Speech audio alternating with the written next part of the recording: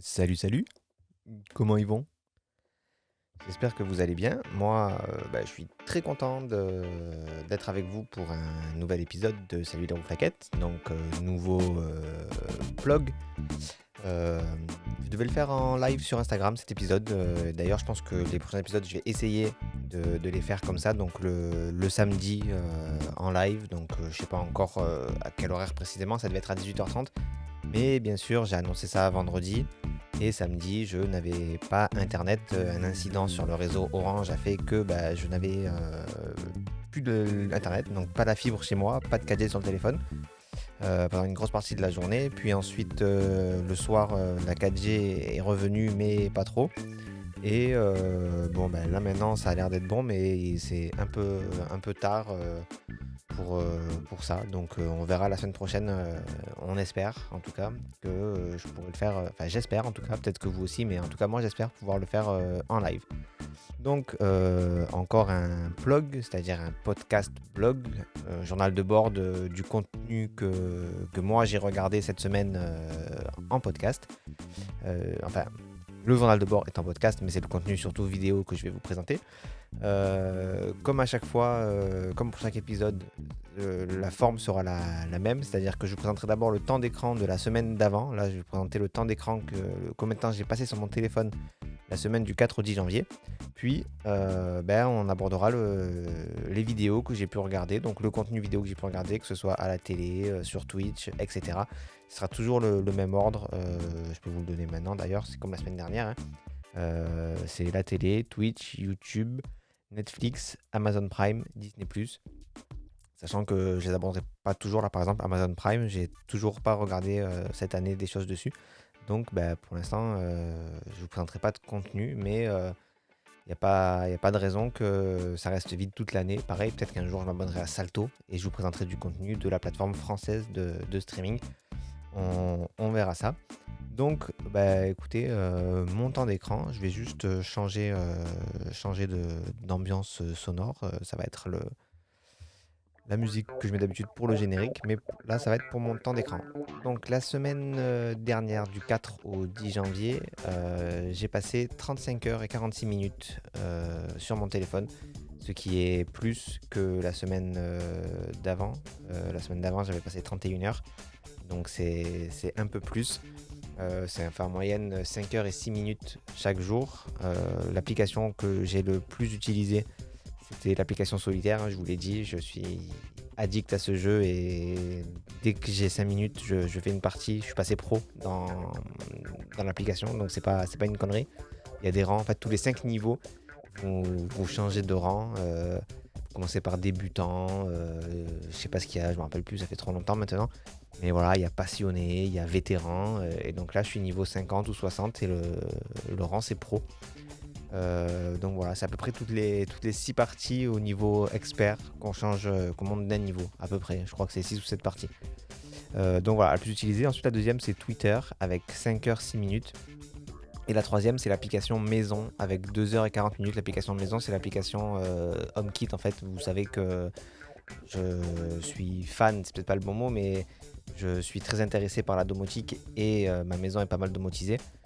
J'ai fait des épisodes là-dessus, enfin j'ai fait un épisode là-dessus, plus un épisode sur le HomePod où je parle quand même de domotique, HomePod Google Nest Mini. Voilà, donc là j'ai passé beaucoup de temps la semaine dernière sur cette application parce que j'ai dû paramétrer pas mal de choses. J'ai fait mes volets, je crois que je vous l'ai dit la semaine dernière. Donc là maintenant mes volets sont domotisés, mais il a fallu passer pas mal de temps pour les paramétrer et ça explique pourquoi je passe autant de temps dans cette application. Donc pour les catégories, la catégorie la plus utilisée c'est réseaux sociaux, 8h13 minutes, avec Twitter en premier avec 5h06 et ensuite Facebook à 52 minutes et Instagram à 46 minutes. Alors Facebook, j'essaye de m'en sortir, j'essaie d'y aller le moins souvent possible parce que c'est un réseau social que je n'aime pas trop et j'aime pas trop la mentalité des gens sur Facebook. Sans vouloir rentrer dans des détails, j'aime beaucoup les gens qui sont sur Facebook dans la vie de tous les jours. Mais sur Facebook, il y a aussi pas mal de monde qui ne sont pas éduqués à Internet, éduqués aux réseaux sociaux. Il faut savoir que l'âge moyen sur Facebook, c'est autour de 50 ans maintenant, les gens qui l'utilisent. Et donc, ils n'ont pas eu l'éducation que nous, on a eu, ma génération, au numérique. Et du coup, j'ai vu passer une image sur internet qui reflète pas mal la situation pour moi de ce que je vois sur Facebook. Donc apparemment c'est une image de Dubuisson, mais je ne l'ai pas trouvée sur son Facebook à lui. Et c'est deux personnages qui parlent. Le premier qui dit: Vos informations sont-elles fiables? Et le deuxième lui répond: Je puis vous assurer que tous mes chiffres proviennent de sources et études non officielles menées par des experts autoproclamés issus d'instituts aux origines obscures et collectés suite à une minutieuse recherche de 15 minutes sur Internet. Et donc le premier lui répond: Ça me rassure, vous voyez, je me méfie des médias traditionnels.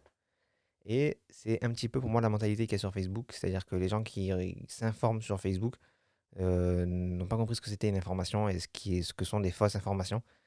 Et bah, c'est vite dangereux. Alors moi, quand je vais sur Facebook, en général, j'y vais pour montrer aux gens que quand ce qu'ils disent est vrai, je dis rien. Par contre, quand ils partagent une fake news, bah, je leur montre une source qui leur montre pourquoi c'est faux. Alors, en règle générale, les gens me disent que bah, ma source à moi est fausse parce que c'est un média traditionnel qui l'a sorti.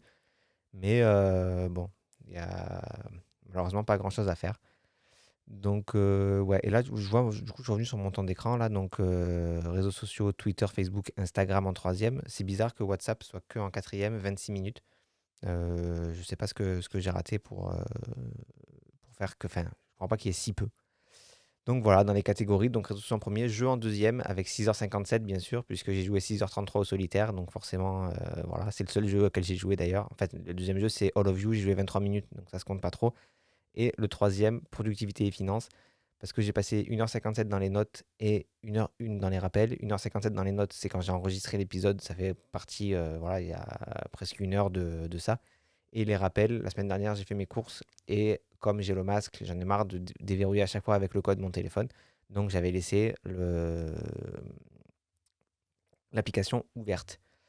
Donc voilà pour mon temps d'écran de la semaine dernière. J'espère que cette semaine, ça sera moins que ça, parce que j'essaye vraiment d'être moins présent enfin de moins regarder mon téléphone, mais c'est quand même quelque chose qui est difficile. Pour les vidéos, donc, bah, écoutez, on va commencer par la télé. La télé, j'ai commencé, enfin j'ai commencé, j'ai pas regardé grand-chose cette semaine. J'ai regardé un petit peu les infos, le journal de 20h, je crois que c'était samedi dernier. Puis j'ai regardé le dimanche, il y avait un reportage sur la reine Elisabeth sur France 2, que j'ai regardé aussi. Enfin, je le regardais pas vraiment, mais je l'ai mis dedans parce que j'ai quand même passé beaucoup de temps concentré sur le reportage, même si je l'ai pas regardé en entier, je l'ai regardé par partie. Mais du coup, je le mets dedans parce que je mets pas forcément tout ce que j'ai vu, euh, tout ce sur quoi j'ai posé mes yeux, parce que des fois, il y a des vidéos qui sont en fond, mais c'est juste un fond sonore que je regarde pas forcément. Des fois, il y a des vidéos, c'est juste des petits tutos que je regarde sur comment faire ci, comment faire ça, que je mets pas forcément. Il y a des trucs, par exemple, là au travail, j'aimerais qu'on achète du matériel. Plutôt que d'expliquer à quoi sert le matériel, j'ai montré une vidéo du matériel en fonctionnement pour que tout le monde puisse comprendre sans que j'ai besoin voilà, de m'étendre sur le sujet. Donc ce genre de choses-là, je ne vous le mets pas. Ensuite, j'ai regardé deux reportages sur Histoire TV, deux reportages sur les nazis. Donc c'est un reportage sur Hermann Göring et un reportage sur Adolf Eichmann, voilà, qui sont très intéressants. Moi, c'est une période de l'Allemagne nazie que je trouve très intéressante dans comment dire, le- comment les gens, on a pu arriver à une telle situation alors que au final, on, personne ne s'y attendait vraiment. Et le reportage montrait ça très bien, surtout le reportage de Adolf Eichmann, où en fait le gars c'est un mec normal. En fait, ce gars-là, très rapidement, c'était un haut fonctionnaire qui a organisé complètement la solution finale. Donc c'était lui qui s'occupait de transporter les juifs. Donc pas, c'était pas lui le chauffeur, mais c'est lui qui s'occupait de la logistique pour organiser le transport des juifs. Et en fait, c'était un mec normal, entre guillemets, qui faisait son boulot, quoi. Mais ça fait un peu froid dans le dos quand on le voit, parce que du coup, il a eu un procès en Israël. Il s'est fait juger, lui, parce qu'il est parti en Argentine et finalement, ils ont réussi à le choper là-bas. Mais lui, il disait, mais moi, c'est les ordres qu'on me donnait. J'ai jamais fait ça. Enfin, c'était mon travail, quoi. Je faisais ça. C'était. Enfin, honnêtement, je vous conseille. Je sais pas s'ils sont disponibles en replay, mais enfin, je vous mets des liens de toute façon sur la chaîne Histoire. Donc, je pense qu'ils sont disponibles, mais c'est pas sûr. Ça passe le mardi soir, je dirais, comme ça, le lundi ou le mardi soir. Enfin, regardez les liens et voilà. Si vous posez des questions par rapport à cette période, bah, ces reportages donnent quand même pas mal de réponses. Alors, c'est deux portraits, vous n'aurez pas la vue d'ensemble sur la période, mais ça donne quand même pas mal d'infos. Ensuite, j'ai regardé très, très brièvement BFM TV, le 14, quand il y avait la conférence de presse de Jean Castex. Parce que moi, ce qui m'intéressait de savoir, c'était, moi là où je suis, j'étais déjà en couvre-feu à 18 h. Et ce qui m'intéressait de savoir, c'était est-ce qu'on allait passer en confinement ou pas. Donc j'ai regardé ça. Et aujourd'hui, que j'avais pas internet, du coup, j'ai regardé la télé. Alors, on a passé une journée complètement à l'extérieur, mais quand on est rentré, ben, il fallait bien qu'on fasse quelque chose, quoi. Et pour mettre un fond sonore, on a mis la télé. Et sur W9, il y avait Camelot, donc on a regardé. Alors, ce que je reproche un petit peu à W9, c'est pas pire que Sister, j'y reviendrai après, mais W9, il diffuse les épisodes qui sont pas euh, dans l'ordre qui sont sur les DVD. Donc ça, c'est un peu chiant de leur part parce que bah, il y a quand même des fois des références qui sont faites à des épisodes passés que du coup on peut pas avoir puisque, enfin moi je les ai, mais les gens qui connaissent pas Camelot ne peuvent pas forcément le comprendre et ils le découvrent que plus tard et c'est un peu con. Mais je dis que c'est pas pire que Sister parce que Sister, je pense qu'ils ont pas de monteur. Sister, si l'émission elle doit faire 20 minutes, 5 minutes de pub, 20 minutes, ben, ils mettent 40 minutes de Camelot et ils coupent à 20 minutes, ce qui fait que des fois, c'est pas que Camelot, hein, toutes les séries elles sont coupées en plein milieu d'une scène. Donc c'est un peu couillon, mais bon, je sais pas, ils font ça, ça leur plaît, je sais pas. Donc voilà pour la télé, on passe à Twitch. Twitch, j'ai regardé pas mal. Je sais pas si c'est plus ou moins que l'année dernière en termes que l'année dernière, que la semaine dernière en termes de temps. Je pense que c'est un poil plus. Comme d'habitude, ben, le stream, j'ai regardé le récap toute la semaine. D'ailleurs, le récap, si vous ne pouvez le regarder qu'un jour ou si vous ne voulez le regarder qu'un jour, je vous conseille de le regarder le mardi. Parce que le mardi, il y a Jiraya qui est présent autour du plateau. Et le mardi, il fait un quiz. Et du coup, moi, j'adore tout ce qui est jeu, j'adore tout ce qui est quiz. Et là, du coup, c'est un quiz un peu de culture générale. En fait, c'est 10 questions posées à 4 personnes qui sont là. Et c'est 2 fois 10 questions et sur des thèmes qui sont très variés. Donc des fois c'est sur les jeux vidéo, mais des fois c'est sur les célébrités suisses, célébrités belges.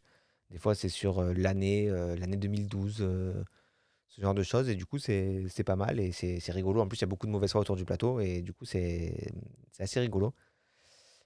Et sur le stream, j'ai regardé aussi, ça c'était le vendredi soir, il y avait une soirée jeux de rôle. Donc tous les vendredis, ils font des jeux de rôle. Jeux de rôle, j'en ai fait un, c'était l'épisode, je dirais 15, comme ça, de tête de Salut les rouflaquettes. Donc le jeu de rôle, c'est on est autour de la table, il y a un maître du jeu qui donne une histoire et les autres joueurs bah, jouent cette histoire et donc du coup, c'est eux qui décident ce qu'ils font. Et en fonction des choix qu'ils veulent faire, ils doivent lancer des dés. Et selon les résultats du dé, ben, soit leur action marche et ils peuvent avancer dans l'histoire, soit leur action échoue et ils ont plus de difficultés. Et là, ils ont fait une soirée spéciale autour du jeu Hitman. Parce qu'il y a Hitman 3 qui va sortir très bientôt. Là, je crois qu'il sort le 20 janvier. Et du coup, ils ont invité Xari, qui lui est fan du jeu Hitman, à participer à cette émission de jeu de rôle. Et l'émission était très très bien. Je vais essayer de vous retrouver le lien. Je ne sais pas s'ils vont la rediffuser ou pas. Mais l'émission était vraiment très très très bien. Ensuite, sur Twitch, qu'est-ce que j'ai regardé d'autre à part le stream? J'ai regardé une soirée Among Us lundi. Donc Among Us, j'en ai déjà parlé, c'est un jeu un peu comme un loup-garou, sauf que c'est dans l'espace. On doit faire des missions. Et comme c'est un jeu vidéo, du coup, il y a vraiment des choses à faire. Sauf que c'est pas un loup-garou où on discute, quoi. Il y a vraiment une phase où on doit faire des choses et une phase où on discute. Et dans la phase où on doit faire des choses, il y en a deux qui sont des tueurs et qui doivent tuer tout le monde. Et j'ai regardé une soirée où ils jouaient avec le chat de proximité, c'est-à-dire que normalement, quand on fait l'émission, on se parle pas. Mais là, quand on est proche l'un de l'autre, on peut discuter. Et du coup, c'était une soirée qui était assez sympa. J'ai regardé 3 points de vue différents au cours de la soirée. J'ai commencé par Domingo, ensuite Mister MV et j'ai fini par Xari. Donc voilà, pareil, je vous mettrai le lien des chaînes de chacun des chaînes Twitch. Et dernière émission que j'ai regardée, c'était ce matin, mais ça a coupé en plein milieu puisque ma coupure internet a eu lieu ce matin. C'était La matinée Étienne. Donc c'est Samuel Etienne, je ne sais pas si vous le connaissez, c'est un journaliste qui travaille à France Info et c'est le présentateur de Questions pour un champion. C'est lui qui a remplacé Julien Lepers. Et tous les matins, il essaye. Alors, il n'y arrive pas à chaque fois parce qu'il y a des matins où, malheureusement, enfin, malheureusement, c'est tant mieux pour lui, il y a des matins où il travaille, il a des réunions et tout, donc il ne peut pas être là. Mais tous les matins, il essaie de faire une revue de presse en live sur Twitch. Donc, je trouve que la démarche est super sympa. En plus, c'est vraiment un exemple de quelqu'un qui vient de la télé, mais qui comprend que faire des vidéos et faire de la télé, c'est pas la même chose, et que Twitch et la télé, c'est pas la même chose. Et du coup, bah, il s'est vraiment approprié cette plateforme. Il discute avec son chat, il fait des blagues, c'est super bienveillant. Et en plus, bah, du coup, il fait une revue de presse, donc il parle de toutes les régions, il donne les infos du jour. Franchement, si vous voulez vous intéresser à des infos, mais que pour vous, à la télé, c'est mal fait ou vous trouvez voilà, l'ambiance pas top, ben, regardez la matinée Étienne. Donc, c'est pas toujours à la même heure. En général, c'est 9h, 9h30. Mais bah, il y a des matins où c'est plus tard, des matins où c'est un peu plus tôt. Et voilà, franchement, c'est super sympa. Et ça conclut ce que j'ai regardé sur Twitch cette semaine. Donc, on passe à YouTube. YouTube, j'ai regardé pas mal de choses quand même sur YouTube cette semaine. J'ai regardé une vidéo de Pierre Cross. Le dernier qui sort de la pièce puante gagne. Donc, comme son nom l'indique, ils sont dans une pièce qui pue et le dernier qui sort gagne. C'est un concept qui est débile, mais qui est assez rigolo à voir. En fait, ils sont nombreux dans une pièce et donc forcément, voilà, le dernier qui sort gagne. Sauf qu'à chaque fois, il y a une personne qui apporte un truc qui pue. Genre, ils ont laissé pourrir des fromages. Enfin, quelqu'un a été chercher les raclures de fromage qui restaient chez le fromager. Ils les ont laissé pourrir et ils présentent. Dans une boîte, ils ont mis tout ce qui restait du Nouvel An, donc toutes les huîtres, tout machin qui est resté, ils ont mis. Ils ont téléchargé. Ils ont fait venir des États-Unis. Ils ont acheté une bombe puante donc classique et un spray qui est apparemment la pire odeur du monde. Et ça a une odeur de merde, apparemment. C'est vraiment dégueulasse. Et voilà, pendant toute la vidéo elle doit faire une vingtaine de minutes. Ben, on a leur réaction et ça fait passer un moment. Voilà, c'est un concept qui est, comme je l'ai dit, qui est débile mais qui est marrant. Donc voilà. Ensuite, j'ai regardé 2 vidéos de Domingo. Une vidéo au retour du Mexique, parce qu'en fait, il est parti au Mexique et donc il a fait son premier live quand il est rentré. C'était, bah, il explique un peu ce qu'il a fait là-bas et tout. Et j'ai regardé la suite d'une vidéo que j'avais commencé à regarder. Oh, je vais faire n'importe quoi là. C'est pas grave. C'est la suite d'une vidéo que j'avais commencé à regarder. C'est le retour du juge Bizot et du tribunal de Twitch. Donc en fait, donc, le juge Bizot, c'est Domingo, parce que Domingo, son vrai nom, c'est Pierre-Alexis Bizot. Et en fait, Twitch, donc il y a un chat. Et Domingo, il a énormément de viewers, donc de gens qui regardent. Et donc énormément de personnes qui parlent dans le chat. Et du coup, il y a beaucoup de gens qui bah, ont des propos qu'on ne devrait pas avoir en communauté. Donc des propos soit d'insultes, soit des propos racistes, homophobes, sexistes. Et donc régulièrement, il a des modérateurs qui travaillent avec lui et qui bannent des gens. C'est-à-dire que les gens, une fois qu'ils sont bannés, ils ne peuvent plus voir ce qui est écrit dans le chat et ils ne peuvent plus envoyer le message dans le chat. Et là, du coup, il fait un concept de live où les gens qui sont bannés, ils peuvent demander à être unban, donc à pouvoir revoir le chat et pouvoir refaire des messages. Et du coup, bah, il regarde ça en direct et il juge est-ce que la personne s'est repentie, entre guillemets, ou est-ce que ce qu'il a fait, c'était trop grave pour qu'on le débanne.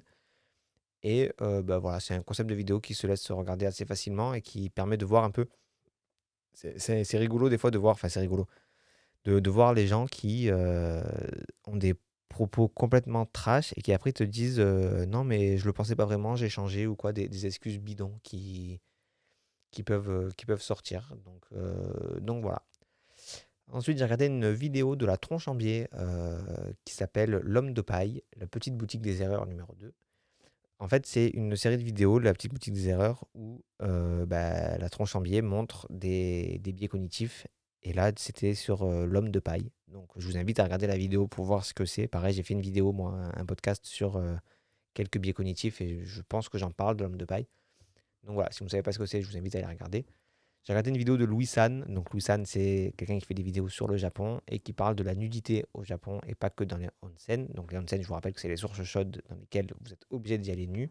Mais là, il en parle vraiment dans la vie de tous les jours, comment est-ce que les Japonais perçoivent la nudité. J'ai regardé une vidéo de Gastronogeek.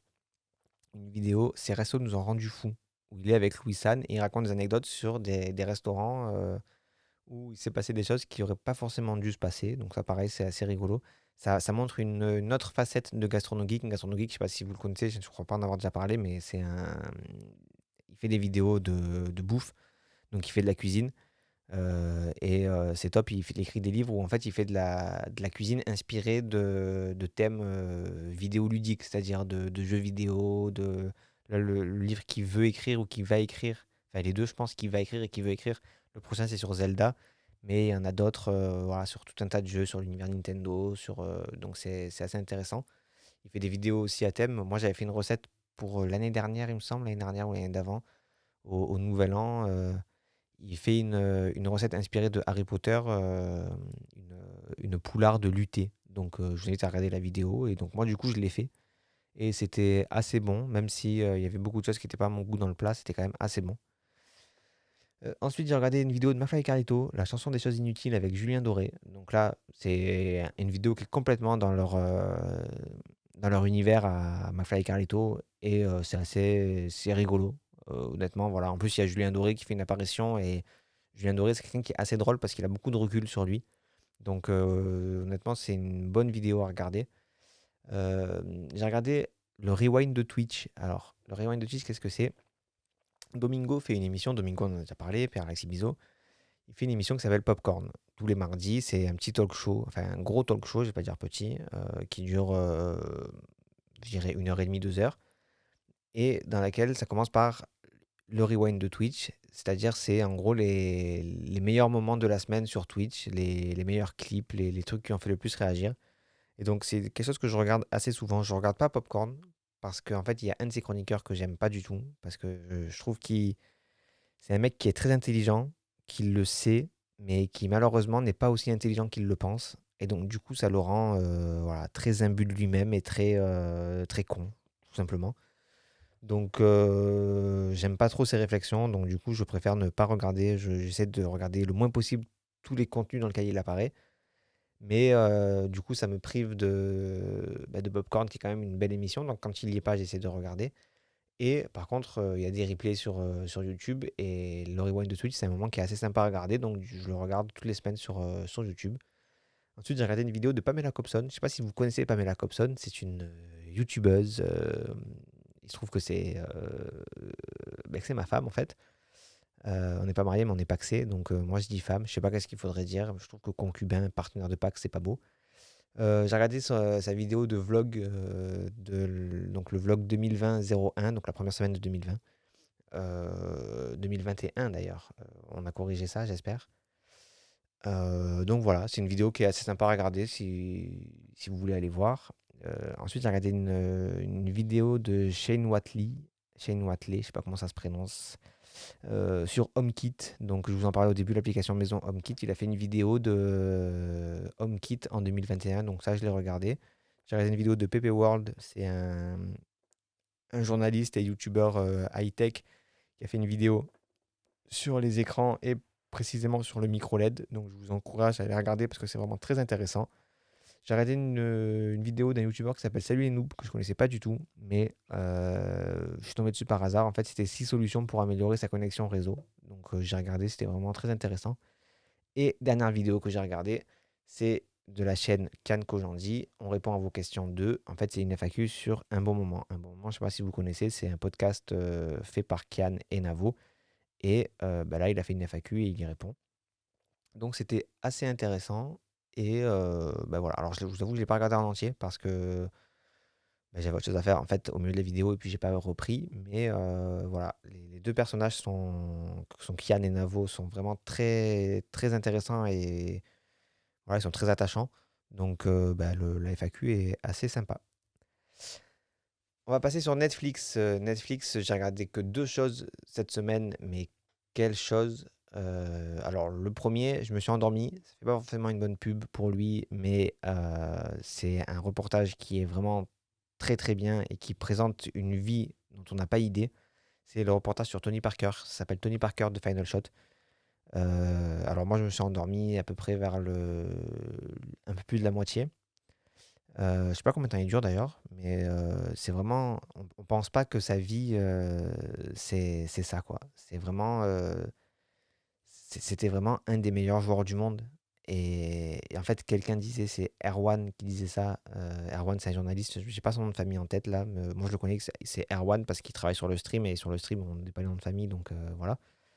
Il apparaît dans le reportage, mais sur le plateau du stream, il a dit en fait, Tony Parker a banalisé l'exceptionnel. Et du coup, maintenant, on a l'impression que tous les Français sont nuls parce qu'ils sont pas au niveau de Tony Parker, mais en fait, Tony Parker avait un niveau incroyable et en NBA, tout le monde avait peur de lui. Donc c'est vraiment quelque chose de fou. Et c'est vrai que quand on s'intéresse pas forcément au sport et encore moins au basket, ben, c'est vrai qu'on ne sait pas trop ce qui se passe aux États-Unis. Et en fait, c'était juste un monstre. Et sur Netflix, deuxième chose que j'ai regardé, c'est Lupin dans l'ombre d'Arsène, donc la série inspirée d'Arsène Lupin avec Omar Sy. Donc on a regardé que les trois premiers épisodes, je crois, les trois ou quatre premiers, je sais plus, trois premiers. Honnêtement, c'est une série qui est très très bien faite, très très bien produite. Il y a beaucoup de gens qui disent que enfin, il y a beaucoup de gens qui disent que c'est génial, beaucoup de gens qui disent que c'est de la merde. Génial, j'irai pas jusque-là. De la merde, clairement pas. C'est vraiment une série qui est très très bien produite. Après, c'est vrai qu'il y a des choses qui sont un peu cucu, j'ai envie de dire, un peu facile. Mais je pense que c'est des choses, quand on regarde une série américaine, on laisse passer parce que c'est l'Amérique. Et là que c'est une série française, on laisse moins passer. Et en plus que c'est Omar Sy qui est plutôt dans un rôle humoristique, on laisse pas passer.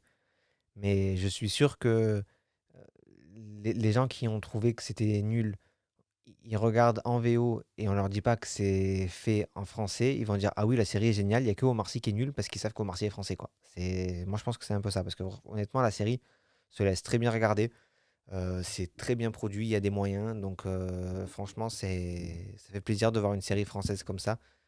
Euh, une série vraiment d'action qui est bien faite parce qu'il y a des séries qui sont bien faites, j'en ai parlé la semaine dernière, il y a 10% qui est très bien fait, il y a Sam qui est bien fait. Il y a La Promesse aussi. Je l'ai pas mis dans la télé parce que c'est vrai que j'ai pas trop regardé, j'ai suivi ça de loin. Mais La Promesse, c'est une série qui est quand même assez bien faite pour une série française.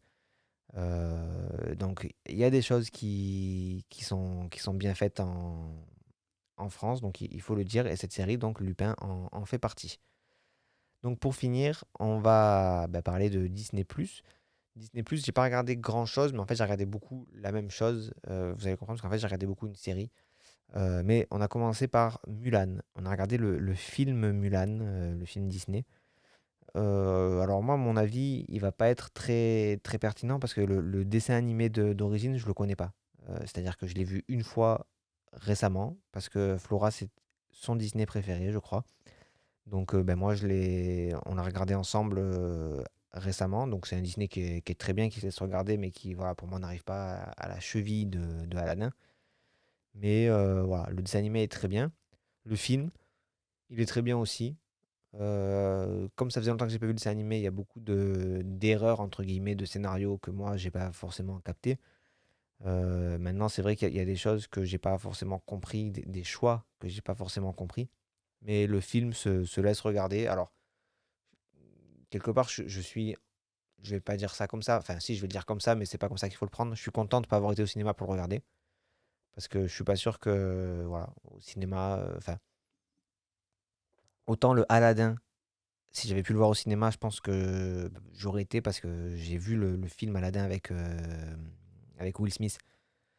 Le film est juste génial et je trouve qu'il reproduit exactement l'univers du dessin animé, même s'il y a des petites dérives. On a vraiment cet émerveillement qu'on peut avoir devant le dessin animé. Par exemple, le moment où il chante Je suis ton meilleur ami et tout ce qui se passe dans la caverne aux merveilles. Je trouve que dans le dessin animé, ça, on voit bien le côté magique et le côté avec des merveilles, des trésors, tout ça. Et je trouve que dans le film, c'est très très bien retranscrit, quoi. On a vraiment l'impression de voir le dessin animé en film. Et dans Mulan, je connais pas trop le dessin animé, mais je trouve que c'est un peu raté quand même. Donc voilà mon avis là-dessus, mais encore une fois, je suis pas un grand aficionado du dessin animé d'origine.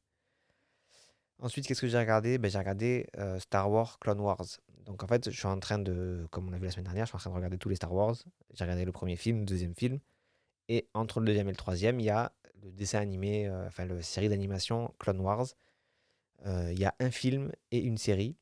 Je savais pas que le film c'était le premier truc à regarder, donc la série au début j'ai pas compris certaines choses. Enfin j'ai pas compris. C'est pas que j'ai pas compris, c'est que il y a des choses. Par exemple, Anakin a un Padawan. Dans la série, il a un Padawan. Et j'ai pas compris comment il était arrivé là, pourquoi il était arrivé là. Alors qu'en fait, c'est dans le film que ça se passe. Donc j'ai regardé 5 ou 6 épisodes de la série. Puis finalement, quand j'ai été voir sur internet l'ordre chronologique dans Star Wars pour les œuvres. Et effectivement, le film passe avant la série. Donc du coup, j'ai regardé le film. Honnêtement, c'est une série qui se regarde assez bien. L'univers de Star Wars est très bien retranscrit. Le style, au début, c'est un peu bizarre. Enfin, ça fait bizarre, mais on s'y habitue assez bien. Et puis voilà, quoi. J'ai hâte d'arriver à la fin parce que, en fait, j'ai hâte de regarder le troisième film. Et le troisième film, c'est mon préféré, moi. Mais voilà, honnêtement, la série, je vous la conseille si vous ne connaissez pas. C'est vrai que moi, quand c'est sorti, ça passait à l'époque sur des chaînes. Je pense que c'était des GTX, là, Fox Kids, tout ça. Je regardais pas parce que je trouvais que c'était trop bizarre et j'avais l'impression que c'était pas Star Wars. Et en fait, si, c'est exactement Star Wars. Vous pouvez y aller, il n'y a pas de souci. Et dernier film que j'ai regardé Thor, parce que pareil, je suis en train de me refaire un petit peu les Marvel. J'ai pas vu les deux derniers Avengers, là, les Endgame et je sais pas comment il s'appelle l'autre, là, donc Thanos, tout ça, l'histoire du gant, moi ça je connais pas du tout. Mais avant la fin de l'année, j'ai regardé Thor Ragnarok, parce que pareil, je l'avais jamais vu. J'ai regardé aussi, comment il s'appelle, Doctor Strange, que lui j'avais vu au cinéma.